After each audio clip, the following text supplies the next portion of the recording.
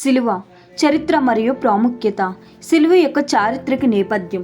శిలువ ఇది క్రైస్తవ మతానికి చిహ్నంగా మారడానికి చాలా కాలం ముందు పర్షియన్లు, ఈజిప్షియన్లు, మరి ముఖ్యంగా రోమన్లతో సహా వివిధ పురాతన నాగరికతలచే అమలు చేయబడిన ఒక సాధనం.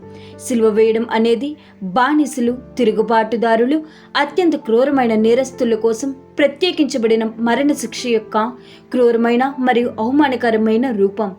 బాధితుడు తరచు కొరడాలతో కొట్టబడతాడు, ఉరితీసే ప్రదేశానికి తీసుకువెళ్ళమని బలవంతం చేస్తాడు, ఆపై వ్రేలాడదీయబడతాడు లేదా శిలువకు కట్టివేయబడతాడు.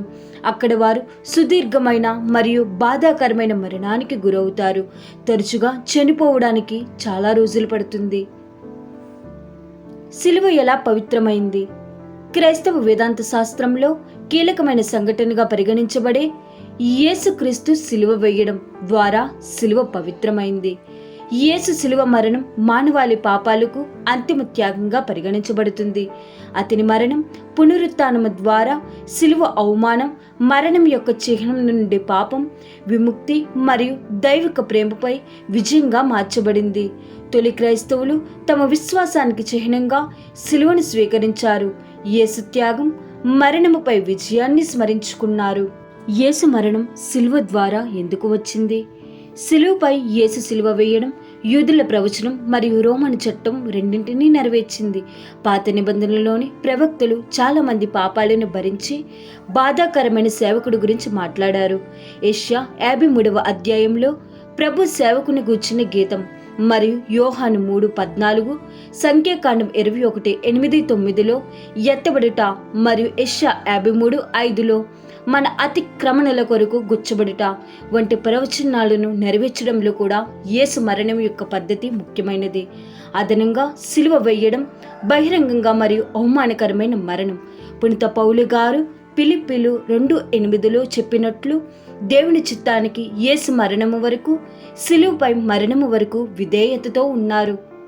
రోమన్లు శిలువ వేయడం యొక్క ఎంపిక కూడా లోతైన సంకేత అర్థాన్ని కలిగి ఉంది. ఇది మరణం మరియు చెడు యొక్క అంతిమ ఓటమిని సూచిస్తుంది.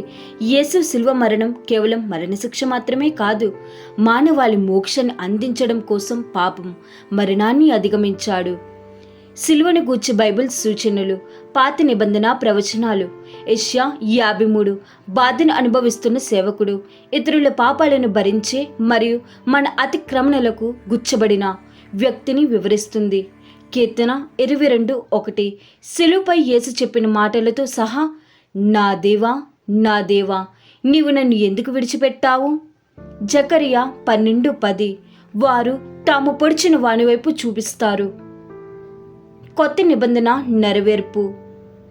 యోహాను 19:17-18 యేసు తన శిలువను గొల్గోతాకు మోసుకెళ్లి శిలువ వేయబడ్డాడని వర్ణించారు. మత్తయి 27:35 వారు ఆయనను శిలువ వేయగా చీట్లు వేసి ఆయన బట్టలు పంచుకున్నారు. ఫిలిప్పీలు 2:8 అతను మరణం వరకు విధేయుడిగా మారడం ద్వారా తనను తాను తగ్గించుకున్నారు. శిలువపై మరణం కూడా. అపోస్తలుల బోధనలు. 1 కొరింథీలు 1:18 ఎందుకంటే శిలువ సందేశం నశించే వారికి అర్ధరహితం, కానీ రక్షించబడుతున్న మనకు అది దేవుని శక్తి. గలతీలు 6:14 నేను మరి ఇతరులు ఎవరైనా దేవుని యందును కాక మన ప్రభువు యేసుక్రీస్తు శిలువ యందు మాత్రమే గొప్పగా చెప్పుకొందును. ఏలైనా ఆయన శిలువ మూలంననే నాకు ఈ లోకము, నేను ఈ లోకమునకు శిలువ వేయబడితిని. ప్రవక్తల మాటలు.